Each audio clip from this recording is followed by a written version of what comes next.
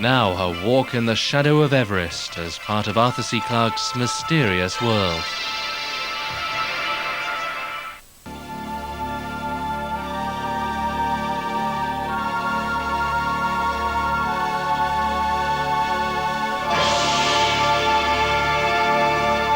Tonight, the hunt for the world's missing Apeman.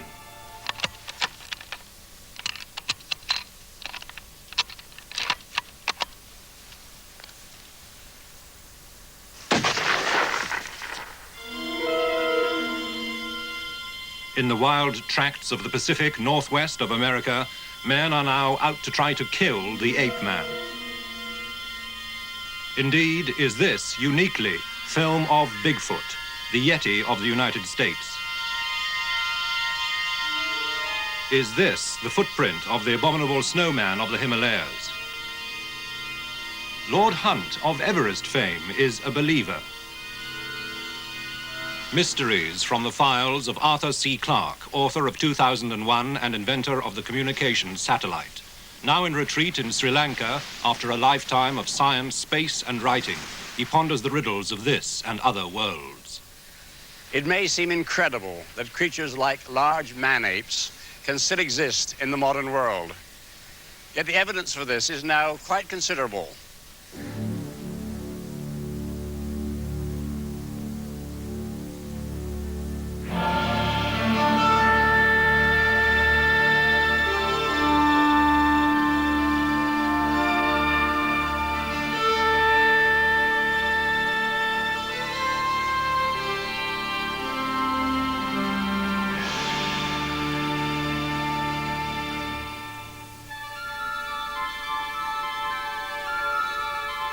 It's in the high valleys around Mount Everest that the Yeti, the abominable snowman of the Himalayas, seems most vivid.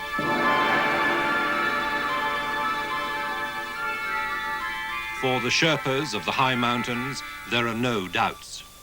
The Yeti is woven into their rituals and their lives.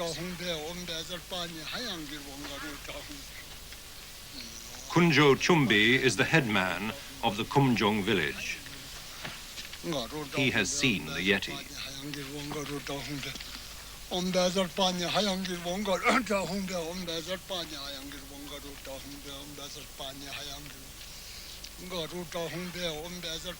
In the monastery above the village, he keeps what he believes to be its scalp, preserved as a relic in a box.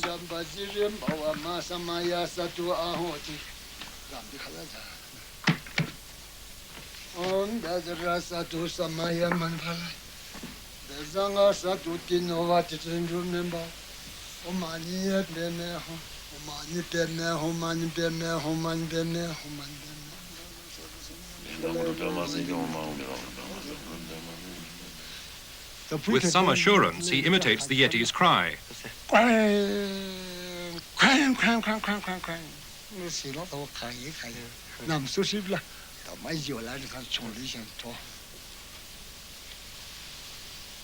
That cry is listened to in fear by the Sherpas.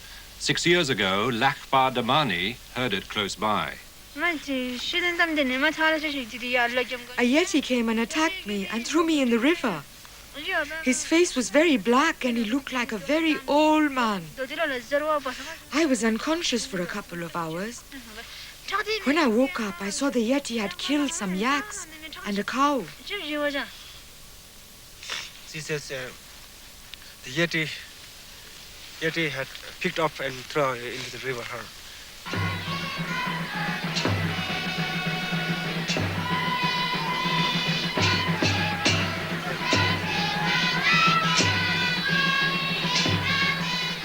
The Yeti looms throughout the myths and legends of the Nepalese people.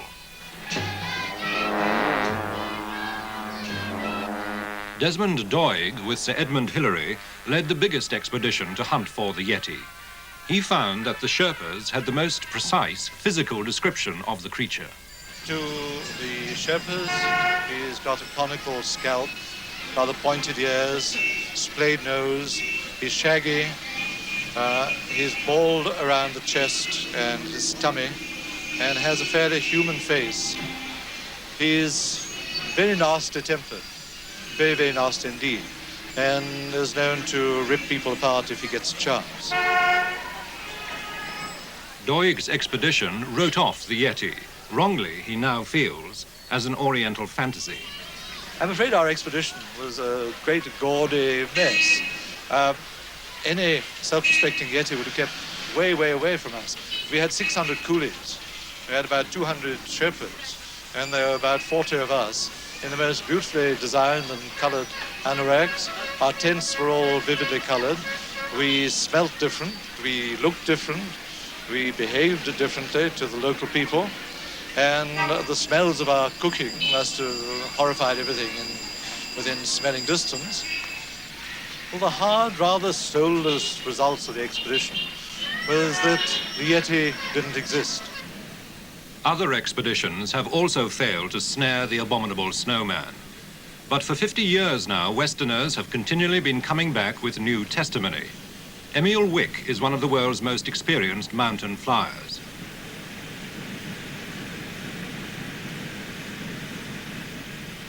Two years ago, he was taking a party of Japanese tourists on a flight over Kanchenjunga.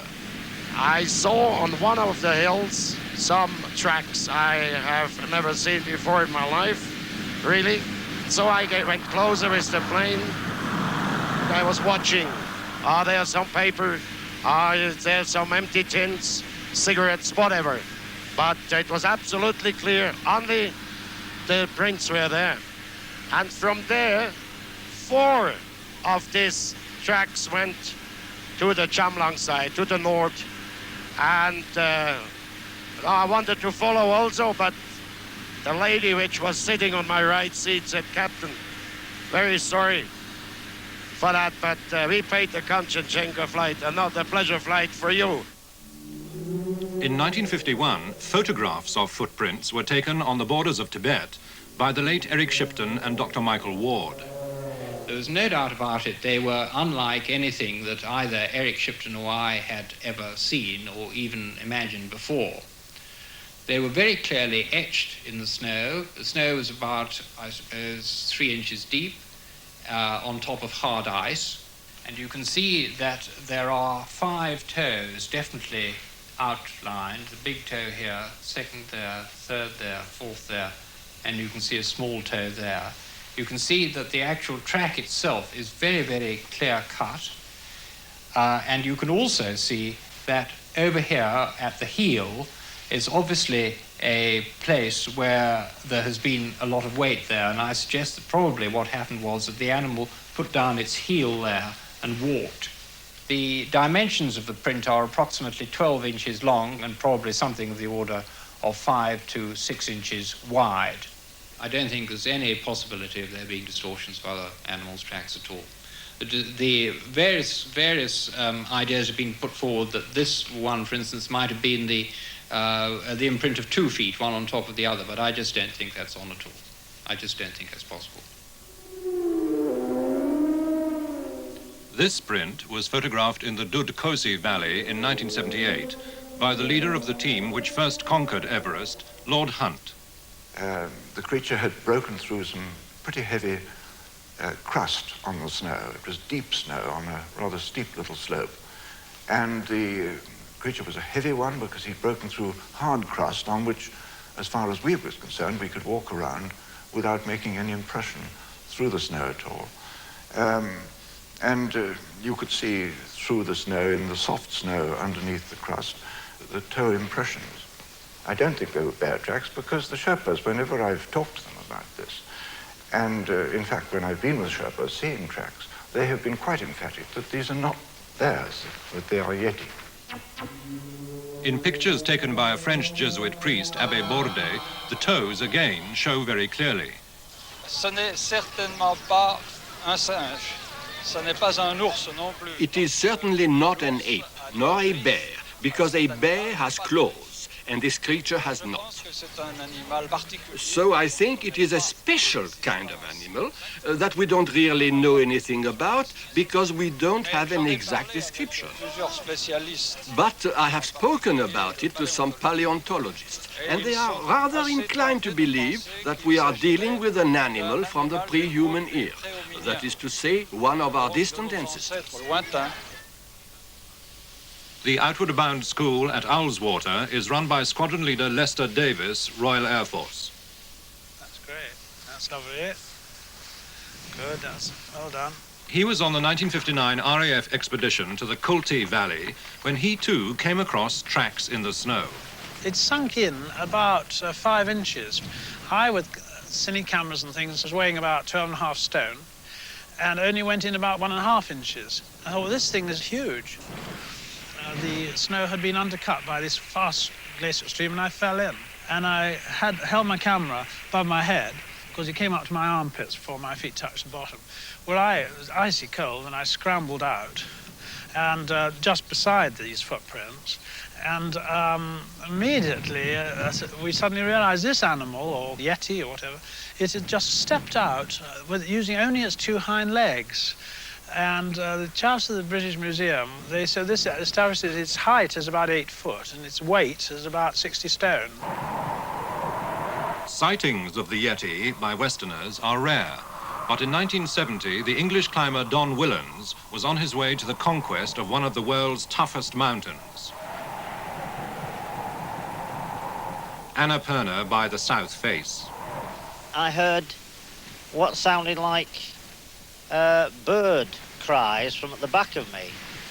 And I looked at the Sherpa and he said, "Yeti coming, Saab." So I whipped round and looked up the mountain and I saw 2 black crows flying away and a black shape drop behind the ridge. Well, my first thoughts were, Christ, what do I do now? Grab the ice axe or what? What he did do was photograph the tracks. Next night, it reappeared and he was watching it again. And then quite suddenly, it was almost as if it realised that it was being watched, so to speak. Quite suddenly, it shot across the whole slope of the mountain. It must have travelled half a mile in a diagonal line downwards, and it was obviously heading towards a rocky cliff or some rocky outcrop there. And it disappeared into the shadow by the rocks, and that was the last I actually ever saw of it. So how strong is the evidence? It is not beyond the bounds of possibility that a creature like the Yeti does exist in some remote parts of the world. I personally now stick my neck out and say I'm a firm believer in the Yeti. I think it's a very strong case to answer. Having eliminated bears in my own mind, I can find no other explanation but that there is an unidentified creature still to be discovered.